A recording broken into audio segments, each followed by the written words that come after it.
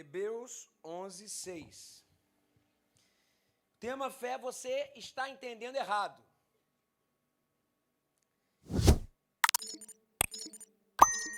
Eu não sou um homem de fé. Vou repetir. Eu não sou um homem de fé. Talvez pelo menos do jeito que as pessoas entendem fé. Eu tenho certeza que eu não sou homem de fé. Nós na família, nós temos um ritual e a gente ama fazer isso. Eu, meu pai, meu irmão, os filhos, toda vez que tem jogo do Fluminense, a gente assiste junto. E eu quero informar um negócio para vocês, o campeão voltou.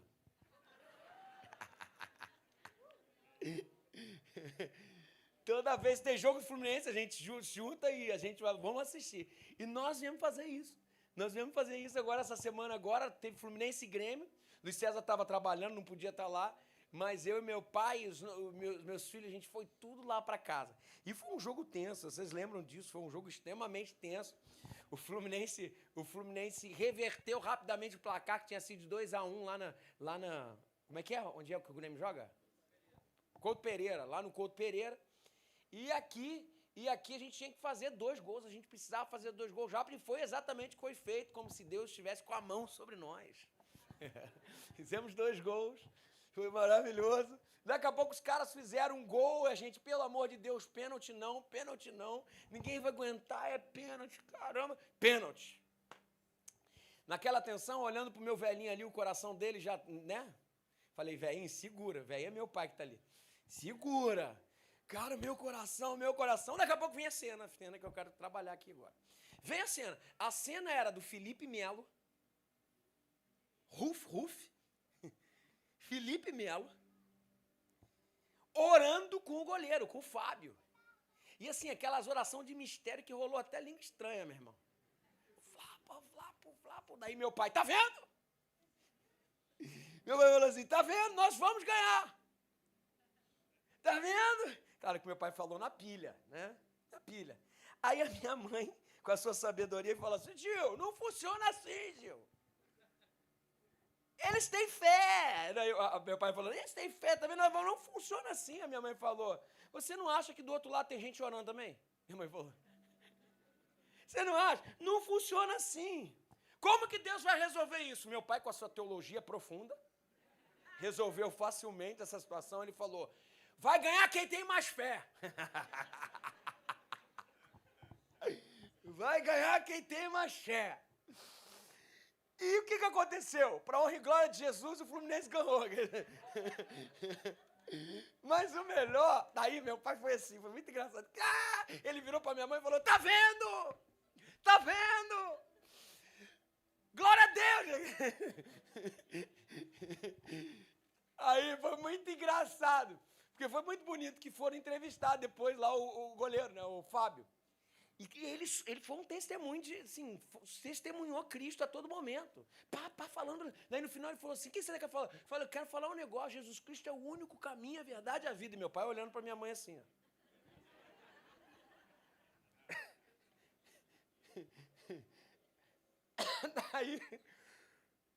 Daí deram a palavra pro jogador do Grêmio. Aí o jogador do Grêmio começou a falar, realmente não deu, hoje não sei o que lá, mas antes de terminar a minha entrevista aqui, eu quero falar uma coisa. Falou, eu quero honrar o nome de Jesus. Jesus Cristo é o Senhor. Daí minha mãe fez assim. Ai, eu achei aquilo barato, achei maravilhoso. Existe um descompasso sobre crer dessa forma, não existe? É lógico que existe, sabe? Eu queria hoje problematizar o que é fé de fato, sabe? Eu espero de verdade levar você hoje a uma compreensão mais madura. O senso comum tem uma definição de fé, que não é compatível com o que a palavra de Deus está orientando. Em geral, se crê que fé é uma convicção profunda de que algo vai acontecer. É isso que crê. Sabe? É uma convicção profunda. Ter fé é acreditar muito que Deus vai fazer alguma coisa. Vocês já escutaram essa que eu vou falar agora. Fé é a alavanca que move a mão de Deus. Agora vocês pensam nessa frase? Vê se não reflete, inclusive, o que a gente está falando. Vê se não tem um descompasso aí. É como se Deus estivesse lá no céu, barba branca, com os braços cruzados, e não querendo abençoar ninguém. E daqui a pouco meu pai vai lá e fala assim, Senhor, abençoa o Fábio. E a mão de Deus faz assim. Gente, pensa, é como se Deus não quisesse abençoar as pessoas. Então ele esperava alguma coisa. Tem alguma coisa aqui. Se eu pensar assim, eu vou entender que oração é um recurso que convence Deus a fazer o que a gente quer, e quanto mais fé a gente tem, mais rápido a gente convence Deus a fazer o que a gente quer. Tem uma coisa errada nessa compreensão de fé, nesse conceito de fé. Tem alguma coisa errada que a maioria das pessoas professa a respeito de fé. Por quê? Eu quero dar primeiro três afirmações a respeito dessa fé equivocada, dessa fé errada. Primeiro, que é uma arrogância nossa sem precedente. Agora vocês imaginem, você acha que você coloca Deus em movimento, dizendo, olha, braço está cruzado, ou oro, eu movo como uma alavanca que move a mão de Deus. Você acha de verdade? E você sabe o que Deus tem que fazer? E você vai dizer a Deus qual é a melhor alternativa? Não faz sentido. E em segundo lugar, essa percepção de fé é equivocada porque pressupõe uma passividade de Deus. Deus não está fazendo nada, Deus está de braço cruzado, até que seja incomodado por uma oração de fé. Isso é totalmente errado, inclusive, com o que Jesus falou. Jesus falou o quê? O meu pai trabalha até hoje e eu trabalho também. Ou seja, Deus não está de braços cruzados, e o que Deus mais quer é abençoar seus filhos. É o que Ele mais quer. Então, não é o que a oração coloca em Deus em movimento. Deus está em movimento. A oração não traz o coração de Deus para as nossas causas. Deus já está nas nossas causas. Deus não é menos preocupado com o mundo que você, para que você tenha que sinalizar para Deus, ei, olha para cá. Deus, você não está reparando, mas precisa de você aqui. E a terceira percepção equivocada de fé é que essa percepção de fé, ela é equivocada porque é um projeto egocêntrico em si.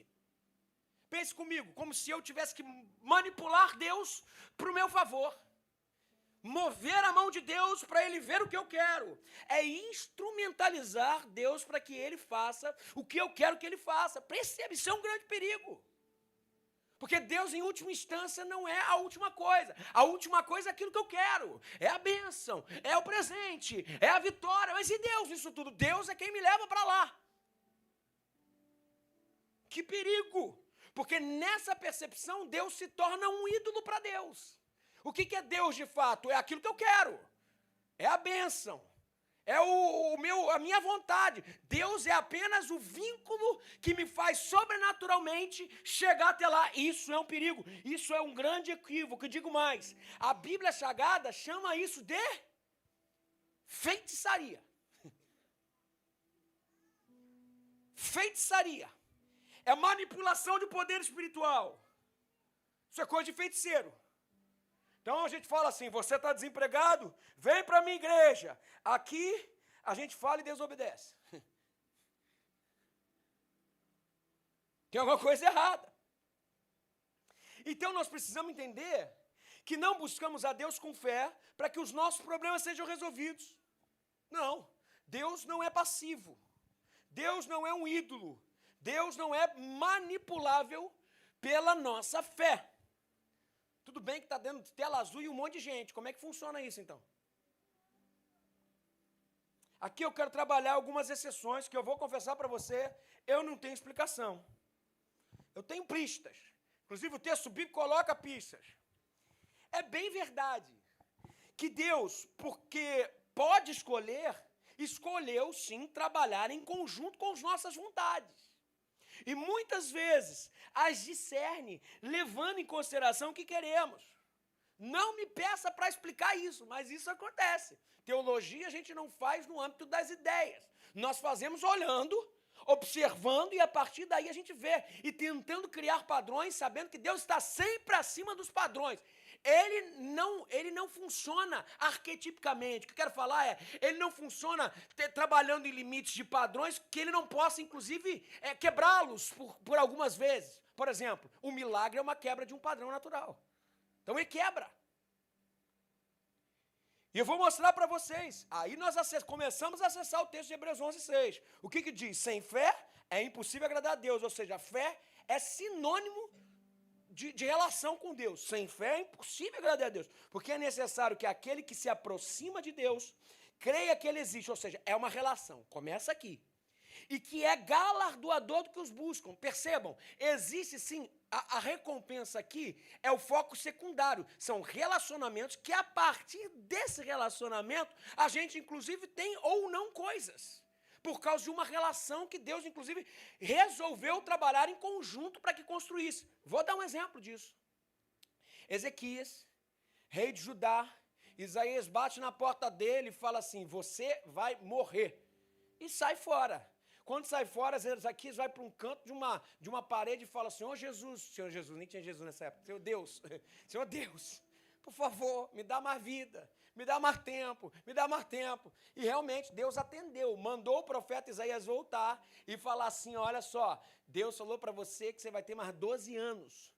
Perceba como que se uma oração mudasse o coração de Deus. O que eu quero falar aqui é que pelo texto de Hebreus 11:6, em comparação com essa história, o que está em jogo aqui não é o galardão, mas é a relação. E essa relação traz bênçãos, porque no centro da vontade que somos abençoados. E percebam que, inclusive, uma relação com Deus faz com que, muitas vezes, a nossa vontade se converta à vontade de Deus. E a gente não sabe mais o que é a vontade de Deus do que a nossa vontade. Existem diversas vertentes que podem ser exploradas, mas eu não quero me ater a elas. Mas ele sempre leva em consideração algo. A intenção do nosso coração, é nisso que eu quero acessar. É a intenção do nosso coração. Será que nós estamos mistificando uma relação com Deus ou tentando manipular para conseguir algo, que esse sim é o que nós queremos? Então ele se torna ídolo. É isso que é condenável. Percebam? O que nós temos que levar em consideração é essa intenção do coração, entre a fé que o instrumentaliza e é condenada, essa fé mística que é condenável, ou essa fé que é o que nós estamos buscando, que segue os parâmetros de quem Deus é. Mas qual é essa fé? Que fé é essa? E eu queria pensar duas personagens e compará-las. Um exemplo de uma fé mística, de uma fé que eu chamaria imatura. E a outra personagem é uma personagem de uma fé mais amadurecida, que aí eu diria, essa é a fé baseada nos preceitos de Cristo. Então eu vou trazer primeiro essa personagem bíblica que tenha talvez essa fé mística, essa fé infantil. Seria Jacó. Jacó, a gente conhece a história. Jacó, irmão gêmeo de Esaú, trai o seu irmão, corrompe o pai com o direito da primogenitura, ele abençoa. O seu irmão Esaú, diz o texto bíblico, que se consolava pelo fato de que mataria o seu irmão depois que o seu pai morresse. A sua mãe Rebeca vira para Jacó e fala, vai embora para a casa do meu irmão Labão, senão você vai morrer aqui. E Jacó sai, sem eira nem beira, sem lenço e sem documento, e vai em direção a uma terra que ele não conhecia. E ele, cheio de medo, cheio de coisas, para num lugar. Aonde ele parou? Ele parou num monte, o Monte Moriá. E naquele monte ele tem o que a gente chama na teologia de epifania, de manifestação do sagrado. O sagrado se manifesta ali, e ele sonha ou tem uma visão de que anjos subiam e desciam, e o próprio Deus lhe fala algo. Você vai ser abençoado. Você imagina Deus falando com o cara. Isso nunca aconteceu comigo, gente. Deus falar direto assim, falou com Jacó. Talvez você tenha tido essa experiência, eu não tive a oportunidade de ter, eu gostaria de ter. Deus chegou e falou com o cara, meu irmão. Era cabal, era uma experiência cabal, ou seja, ponto final. Deus e acabou, não tem como, eu me entrego. E Deus falou para ele, você pode ir, eu vou te dar o que comer, eu vou te sustentar, você vai voltar em paz, você vai ser um pai de grande nação. E Jacó acordou desse sonho, dessa visão e disse, preste atenção no que esse cara disse. Gênesis capítulo 28, 16 diz assim, acordando pois Jacó no seu sono, disse, na verdade o Senhor está nesse lugar, e eu não sabia. Ele faz um altar ao Senhor e chamou aquele lugar de Betel. E então, diz o texto, Jacó fez um voto. Presta atenção no voto. Olha aqui, versículo 20. O voto do cara. Se Deus for comigo e me guardar nessa viagem que faço, e me der pão para comer, e vestes para vestir, e eu em paz tornar a casa de meu pai, então o Senhor me será Deus. Se Deus for comigo, se me der comida, casa, comida, roupa lavada, e eu voltar em paz, então o Senhor me será por Deus. Mas que história complicada essa desse Jacó. Você imagina que cara sem noção, você não parece? Se eu fosse pensar, que cara sem noção. O cara acabou de receber a manifestação de quem Deus é. Ele experimenta o próprio Deus encarnado ali. Ele aparece para ele e diz, eu vou com você, pô. Você vai ser abençoado. O cara pisou na bola pra caramba na família. Você vai ser abençoado. Eu vou te perdoar, você vai ser pai de grande nação, eu vou cuidar de você, eu vou te fazer prosperar. E quando Jacó acorda, depois disso tudo, ele ainda tem a capacidade de dizer, se Deus estiver comigo, se me der roupa, se me der comida, a instrumentalização de Deus pelo desejo dele. Perceba que Deus aqui, em última instância, não é o último lugar, tem algo que está para além. Só é meu Deus se ele fizer o que eu acho, o que tem que ser feito se, então. Essa fé de Jacó, eu chamaria de uma fé mística. Uma fé em seu estágio imaturo. É uma fé que está nascendo. É uma fé ainda não totalmente revelada. É uma fé que paga para ver. Ainda não conhece. Só firma aliança com alguém se tiver uma contrapartida, se tiver algo em troca. Só se submete se o roteiro tiver o final que a pessoa deseja. Essa fé infantil. E é por isso que Jacó fala assim, se eu for abençoado, se eu tiver que comer e for próspero, aí sim, você vai ser meu Deus. Aí eu vou dar meu dízimo, é isso que ele diz depois, né? Aí eu vou dar meu dízimo, aí eu vou abrir uma célula, aí eu vou abrir o alfa, aí eu vou dar dinheiro aqui para a obra da igreja, se então.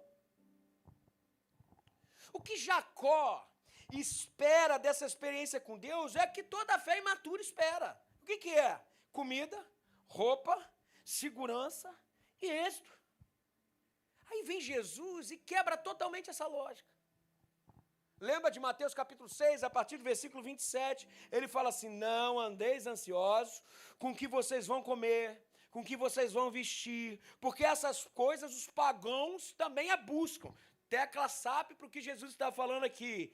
Se preocupar com o que comer, se preocupar com o que beber, se preocupar com o que vestir e se relacionar com Deus para que isso seja feito, é ser utilitarista. Quem não conhece o meu Pai quer essas coisas. Instrumentalizar Deus para isso. Essa é uma fé infantil, gente. É uma fé em desenvolvimento. É uma fé desconfiada. É uma fé rala. Essa é a fé do se, então. Preste atenção nisso que eu vou falar agora. Esse é o princípio central. A fé não madura é a fé que submete Deus ao escrutínio das circunstâncias. Vou repetir. A fé não madura é a fé que submete Deus ao escrutínio das circunstâncias. Dependendo do que está acontecendo com Deus à minha volta e comigo, eu estou bem com Deus. E eu sou uma pessoa de fé. E Deus é legal. A fé mística, a fé imatura, é movida por resultados. Agora você vê que loucura. Deu certo. Ele é uma pessoa de fé. Passou na prova. É uma pessoa de fé. Não passou na prova. Faltou oração. Foi curado. Pessoa de fé. Não foi curado. Faltou jejum. Aí não dá nem para competir. É melhor ir para o pessoal da Assembleia de Deus. Nós batistas. É ou não é? Parece que é isso, é exatamente isso. Como se fosse um lugar assim, quanto mais eu tenho, mais eu movo. Não faz sentido, cara. Pensa comigo. Imaginem se Jesus fosse medido por essas lentes. Jesus seria assim, pensa bem. Jesus chegou para os seus discípulos e falou assim: o Filho do Homem não tem nem onde reclinar a sua cabeça. Aí esse cara da fé imatura ia falar também, olha, está em pecado. Cara, não, negócio. Pensa comigo, é uma besteira isso. Como que a gente pensa dessa forma? Olha para Jesus, olha para José. José, filho lá de Jacó, e o menino tão amado, não sei o quê. Fala para José, quando ele foi jogado naquela prisão lá de Potifar, fala assim: José, você está aí, sabe por quê? Porque você está em pecado. Você está faltando buscar jejum e oração. Olha para Paulo e Silas, preso na prisão é ótimo, né? Preso na prisão. Olha para o Paulo e Silas. O Paulo, gente, o grande homem, no maior estandarte da teologia, da fé, prisioneiro, está vendo aí, Paulo? Não orou, faltou fé para mover a mão de Deus. Isso é uma loucura. Uma vez uma pessoa foi lá falar com o meu patrão, que é o pastor Robson. Ele foi falar assim, ó, vim aqui hoje para falar sobre a Ilha do Governador. Tem que dar uma olhada naquele pastor lá, hein? Por quê? Porque, ó, a igreja da ilha é uma das primeiras igrejas de atitude. Até hoje não tem um lugar. Ele deve estar em pecado. Sabe, a culpa não é dele. A culpa é dessa má compreensão. Se Jesus fosse olhado assim, o que você ia pensar de Jesus? Ih, meu irmão, fraquinho. Esse é o conceito de fé equivocado e condenado pelas Escrituras. O que coloca as pessoas ao seu redor, porque as nossas lentes mudam. A gente acha que êxito circunstancial é sinônimo de fé. Então a gente olha para o outro e fala, isso é homem de Deus. Por quê? Porque o ministério tem milhões de likes. Olha para Jesus. Ele era tão ruim que não tinha nem onde dormir. Percebam isso. Esse conceito de fé equivocado e condenado pelas Escrituras. O que coloca as pessoas ao seu redor ao escrutínio dos resultados. E quando é a sua relação com Deus, coloca o próprio Deus em xeque. Se Deus fizer isso, então Ele vai ser meu Deus. Você não percebe que é uma relação pífia? Se então... A fé mística é movida por resultados. E ponto final. Sabe, esse conceito é medir pessoas por resultados e instrumentalizar Deus para as suas vontades. Se Deus não fizer a parte dele, então eu não sei se ele é meu Deus. Se, então. Agora tem uma quebra no que eu quero falar. Muito diferente do segundo personagem. O segundo personagem é Abacuque. Eu queria falar sobre ele e ver qual é essa fé bíblica. Profeta em Israel, tinha intimidade com Deus, vivia com Deus e vivia uma grande crise. Judá estava às vésperas de ser invadida pelo Império Babilônico. E para o povo de Israel estar fora da tua terra era estar sob maldição. Abacuque não entendia assim. Olha a fé desse homem. O reino do sul vivia esse período de apostasia, de corrupção, e Abacuque perguntou para Deus, por que você não intervém, Deus? Por que você não faz algo? E nesse contexto, Deus encoraja Abacuque a ter fé e confiar nos seus planos. E aqui vem talvez uma das principais afirmativas a respeito do que é fé. Pelo menos o que é uma pessoa de fé. No capítulo 2, no versículo 4, Deus fala para Abacuque assim, o justo viverá pela fé. E aqui, o próprio Deus começa a dar pistas, a definir o que é de fato fé. Até porque, nesse caso, a fé de Abacuque não livrou Israel do exílio. Ou seja, é uma fé supra-circunstancial, está para além das circunstâncias. É uma fé que não mede resultados práticos, porque não pode ser medido. Nesse caso aqui, vamos dizer assim, ele estaria no lado do Cristo que não tem onde reclinar a cabeça, do cara que está na prisão. Eles foram para o exílio. Veja, existe essa fé que está para além das circunstâncias. Existe uma fé que nos faz avançar, mas se baliza em outros padrões, outros parâmetros que não estão dentro do binômio resultado-circunstância. Esse binômio, resultado-circunstância, resultado-circunstância. Eu chamaria essa fé de fé madura. Fé provada. Aí você está perguntando, você está enrolando muito, Everton. Então, o que é fé? O que é fé? Eu acho que a resposta vocês vão... não acredito que é só isso. E eu vou falar para vocês agora.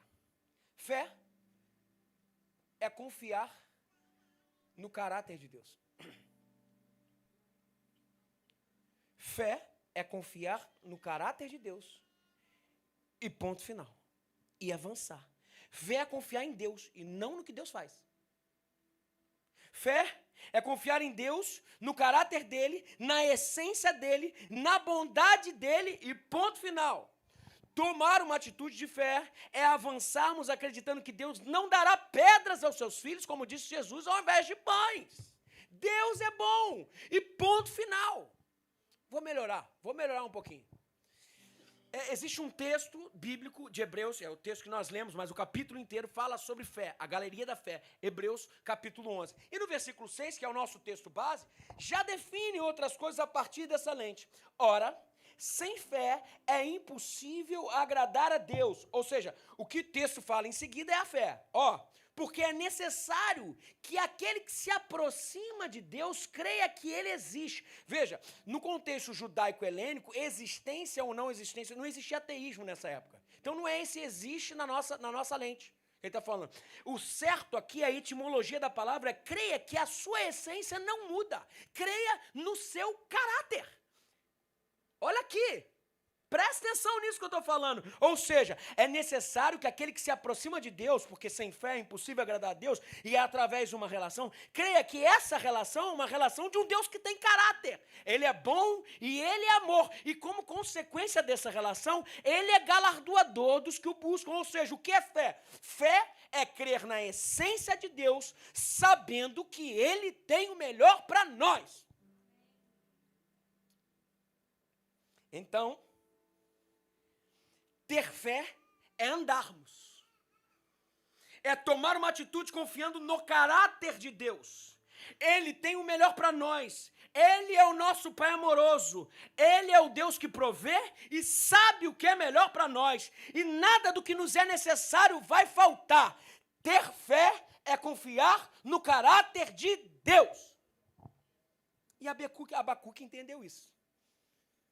Abacuque entendeu isso e a partir de uma relação de um Deus de amor, que se manifesta em amor e que não quer o nosso mal, olhando para os resultados que não eram bons da história de Israel naquele momento, ele afirma talvez uma das maiores declarações de fé que um homem maduro pode dar. No versículo 17 ele diz, porque ainda que a figueira não floresça.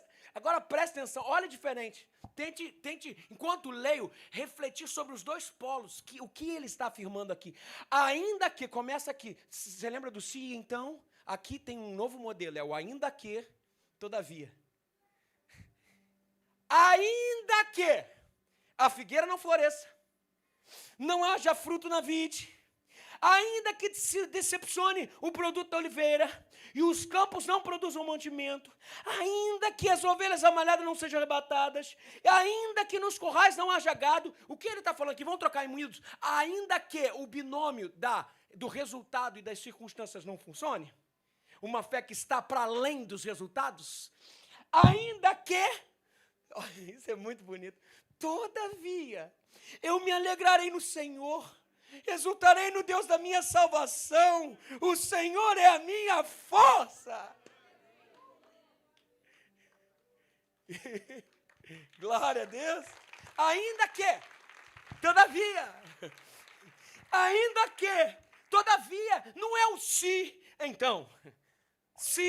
então, não é uma fé que submete Deus e as pessoas ao escrutínio das circunstâncias e dos resultados.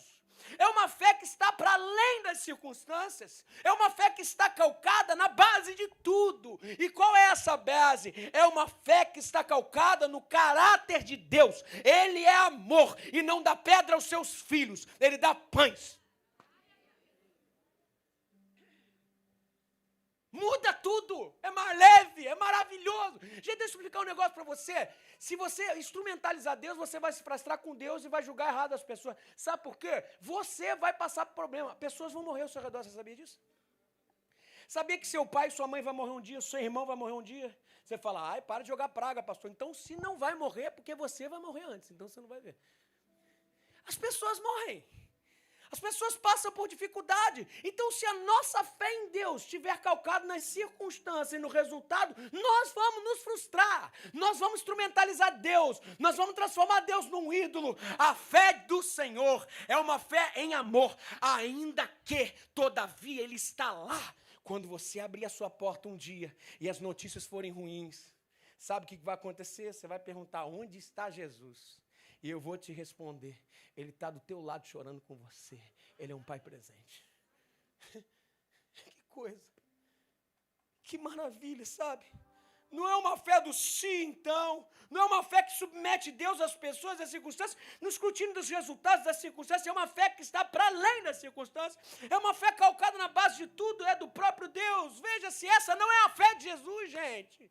Jesus, nos seus últimos momentos, deu duas palavras. A primeira foi, Senhor, por favor, Senhor, está doendo demais. O que ele falou? Ele falou assim, por que você me desamparou? Momento de dor. Mas depois disso, ele fala assim, dá o seu último suspiro.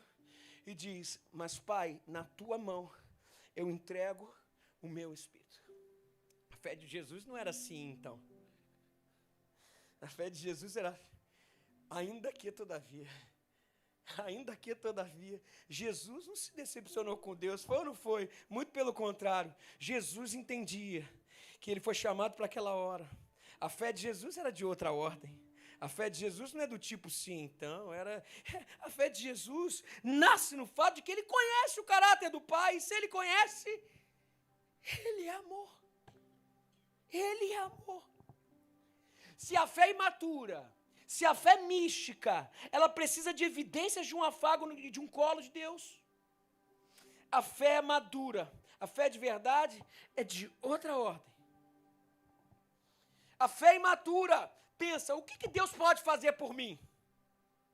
A fé madura pensa, Deus tem o melhor por mim, independente do que for, porque Ele não pode contradizer a sua essência. É como se Deus nos falasse, você não percebeu, meu filho? Você não percebeu, minha filha, que a sua vida está inserida num propósito que é muito maior do que se você vai ter o que comer, do que se vai ter o que beber, se você vai ter o que vestir, se você vai ter paz na sua caminhada, se o seu casamento vai dar certo. Eu estou conduzindo a história e eu quero usar você nisso. Você pode confiar na minha essência, meu filho. Você pode me ter como companheiro na sua jornada. A fé imatura está ocupado com o imediato. O que eu vou comer? O que eu vou beber? O que eu vou vestir amanhã? Jesus já falou, não façam isso. Não façam isso. Vocês vão acabar se perdendo. Busquem em primeiro lugar o reino de Deus. Ou seja, entenda que a intimidade com o meu caráter se revela e você entende que eu não sou contra você, eu sou o seu Pai, o reino de Deus, e o resto vai ser acrescentado, aleluia! Sabe? É o próprio Deus dizendo para Israel, nos dizendo essa manhã, porque eu sou o Deus que conhece os planos que tenho para vocês, diz o Senhor, são planos de fazê-lo prosperar, e não de lhes darem causa e nem danos, planos de darem esperança para um futuro. Eu sou o Senhor. A fé imatura olha para as circunstâncias, olha para a dispensa, olha para a conta bancária, olha para o êxito dos projetos. A fé madura olha para o tamanho do nosso Deus e sabe que Ele está escrevendo a nossa história. A fé madura procura Deus no meio das circunstâncias, sabendo que as suas promessas estão ali e continuam valendo.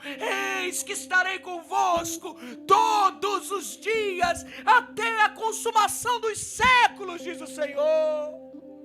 A fé imatura, mística, ou quer solução, a imatura, né? Ou quer solução, ou quer escape. Resolve esse problema ou me tira dele, Deus. Essa é a fé imatura. A fé imatura é assim, mas a fé madura, ela quer o próprio Deus. Ainda que eu ande pelo vale da sombra da morte, não há o que temer, porque tu estás comigo. Ela é consciência dos fatos. Passaremos pelo problema. O que a gente não pode abrir mão? É do próprio Pai. É do próprio relacionamento com Deus. Nesse momento, tu estás comigo, a sua vara e o seu cajado me consolam. Prepara-te uma mesa perante mim, na presença dos meus inimigos. Unge a minha cabeça com óleo e o meu cálice transborda. Certamente que a bondade e a misericórdia do Senhor me acompanharão todos os dias da minha vida. Estarei na casa do Senhor, estarei nessa relação por longo tempo, porque a minha fé não está calcada no que eu vejo e nem nas circunstâncias. A minha fé está calcada num Deus que é amor e se manifesta em amor. Como muda? Tudo muda. Salmo 23.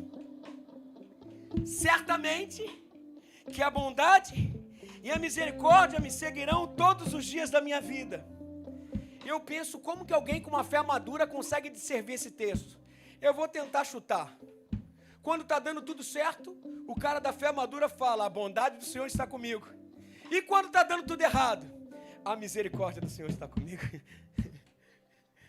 Certamente que a bondade e a misericórdia, dizia assim, é nas linhas densas e negras da vida, Ele está comigo com a sua misericórdia, e nas linhas mais leves, mais brancas da vida, Ele está comigo com a sua bondade. Ele é tudo em todos, Ele é a nossa maior aspiração, Ele é o amado da nossa alma. A Ele seja a honra, a Ele seja a glória, e a minha relação com Ele está para além do que Ele pode me dar.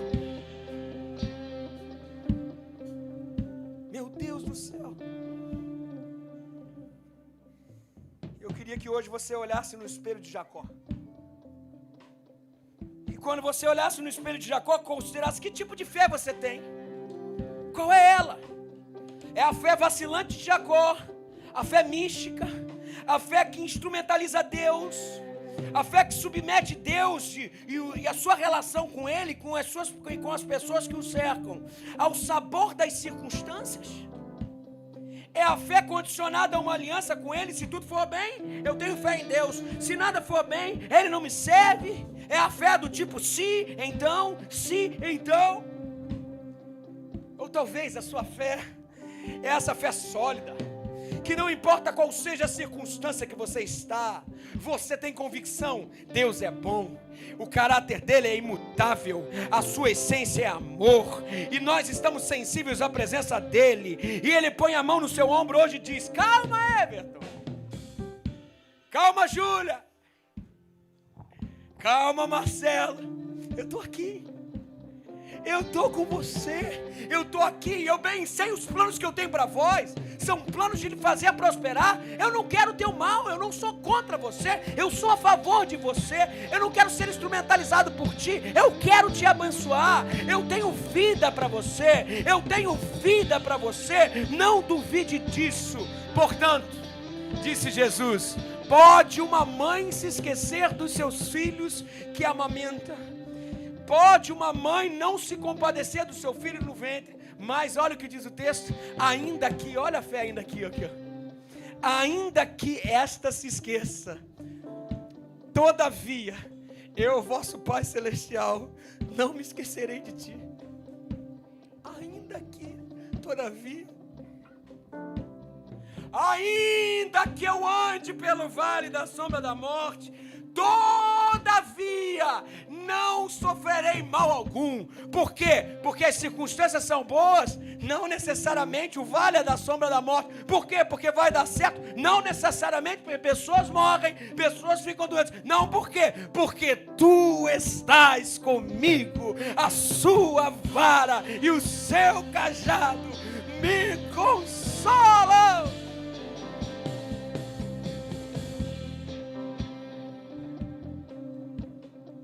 Ele está conosco, gente.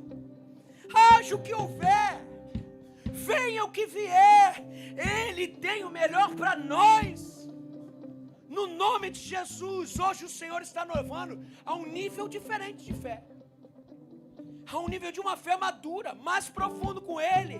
Ele está nos levando a uma fé verdadeira, a fé em Deus, em nada mais. Não é a fé nas suas mãos, não é a fé nas circunstâncias, e não julgamos as circunstâncias pelos resultados. É a fé em Deus, e Ele tem o melhor para nós. A nossa vida não é um carro sem freio descendo a ladeira. Ele está no controle, e Ele nos ama, e Ele quer nos dar pão, não pedra. Por isso, meu irmão, não caia nessa armadilha do se então, sabe? Se então, confie. Feche os seus olhos e perceba a mão de Deus sobre você, dizendo: calma, calma, eu estou aqui, cara, eu estou aqui, eu sou sobre você, a gente vai sair dessa, eu sou com você, e por onde você for, a minha bondade vai te seguir. Abra a porta. Trazem uma carta para você. Você olha para o mensageiro e a cara não é boa. Você olha para ele e pergunta para ele: aonde foi que aconteceu algo? Ele falou: abre a carta. Quando você abre, realmente as notícias não sobram. Sabe onde está Deus nisso aí? Jesus vai ser aquele que vai falar assim: tocaram a campainha, eu acho que a notícia não é boa. Você quer que eu abra a porta com você? E se você falar assim: mas Deus, eu tenho escolha. Ele falou: tem, você pode fazer isso sem mim. Você me sustenta? Ele falou: fica tranquilo. Quem abre a porta é o próprio Deus. Quando a notícia é ruim, diz o texto bíblico que Ele recolhe dos nossos olhos toda lágrima, toda lágrima. Perceba, o que Deus nos promete é a sua presença. E isso já nos basta, vocês entendem isso? É na prisão, a presença está lá. É no palácio do rei, a presença está lá. É na hora que os irmãos traíram, a presença de Deus está lá. É na hora que houve reconciliação, a presença de Deus está lá. É quando a fome chegou, a presença de Deus está lá. É quando a abastança está lá, a presença de Deus está lá. Você percebe que a grande herança é o Senhor, gente. Porque o resto vai passar.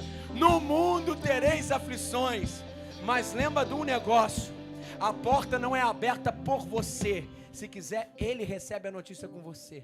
Ele enxuga todo o teu lágrima, toda a tua lágrima. Tem uma experiência que eu gosto muito. Você conhece essa história? Na jornada da vida, como se andando no mar, 4 pegadas, dois pares de pés andam.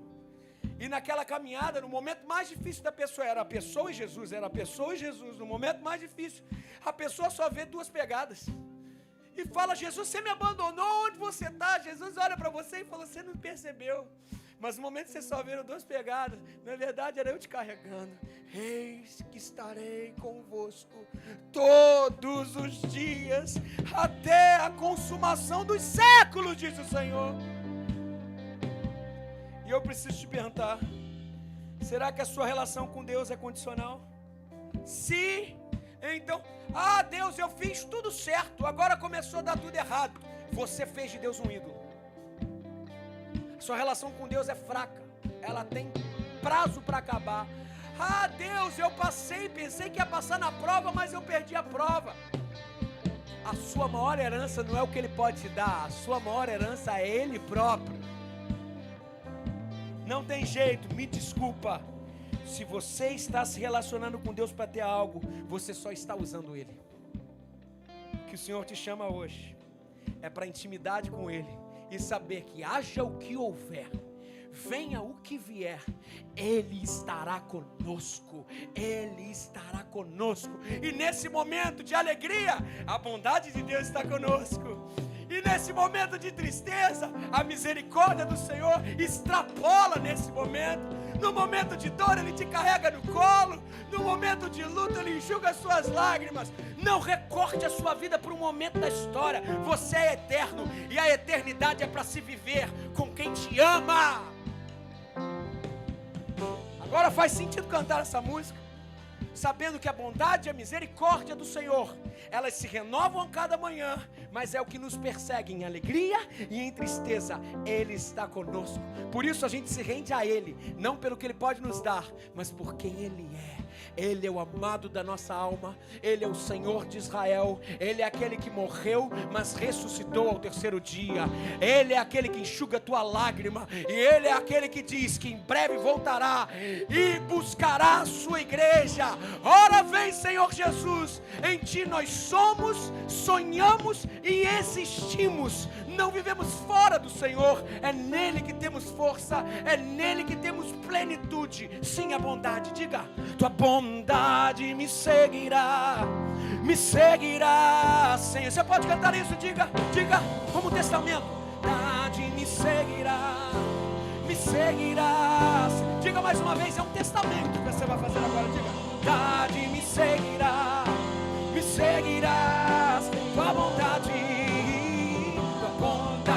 me seguirá, diga, eu me rendo, diga, me rendo a Ti, te dou o meu ser, entrego tudo a Ti, tua bondade me seguirá, vamos falar isso de novo como uma oração, diga, tua bondade me seguirá, Senhor, tua bondade me seguirá, Senhor. Eu me rendo a Ti, te dou meu ser, entrego tudo a Ti. Tua bondade me seguirá, Senhor. Tua bondade me seguirá, Senhor.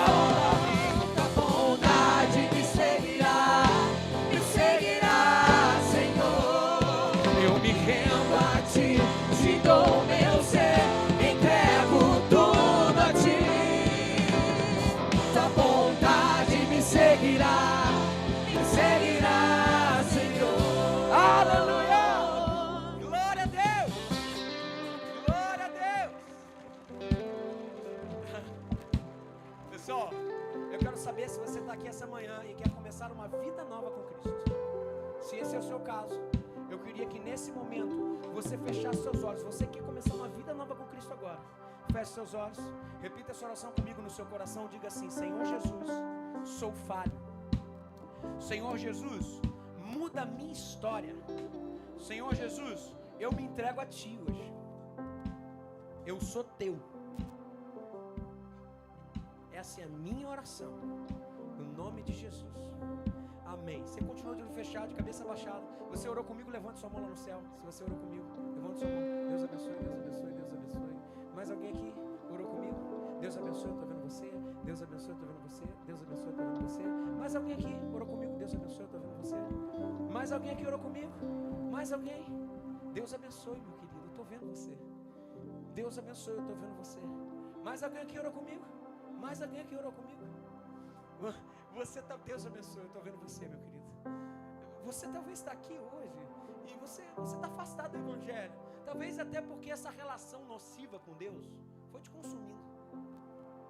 Mas hoje Jesus está te chamando para voltar para os caminhos dele. Você quer se reconciliar com o Senhor? Levante sua mão agora. Tem alguém aqui? Deus abençoe, eu estou vendo você. Mais alguém aqui? Mais alguém aqui? Mais alguém aqui? Deus abençoe, eu estou vendo você. Mais alguém aqui? Deus abençoe, eu estou vendo você lá atrás. Mais alguém aqui? Mais alguém? Todos que levantaram suas mãos agora, botem a sua mão lá no alto, eu quero orar com você. Todo mundo, bem alto, por favor. Isso. Todo mundo, isso.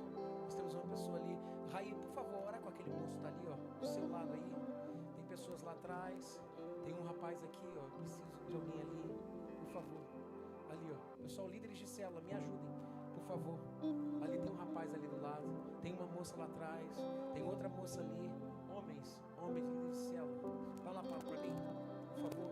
Agora com aquele moço ali, ó, por favor. Isso, vai lá, já foi, ok. Olha só, pessoal, a gente está entendendo hoje aqui algo. Nós estamos diante de um relacionamento com Deus e nada mais. Fé é acreditar que Ele tem o melhor para nós. E por isso nós vivemos. Nos momentos de dificuldade, Ele chora com a gente. E a misericórdia dEle está com a gente. Nos momentos de alegria, a gente vê a bondade dEle em todos os momentos. Mas sobretudo, Ele seja exaltado. Tudo é para Ele. E a alegria nossa é nisso. Você que entende isso claramente. E esse é um apelo para a igreja, só para pedir para todo mundo ficar de pé. Você entende que Ele é o centro da tua vida. Calma, não terminei. Pode ficar de pé. Ele é o centro da sua vida. Ele é o centro da sua vida. E a partir daí a gente entende que a gente tira os penduricalhos. Tira os penduricalhos. Tira. Tirou. É Ele. Haja o que houver, venha o que vier. Ele é o nosso Pai. Ele nos dá pães, não são pedras.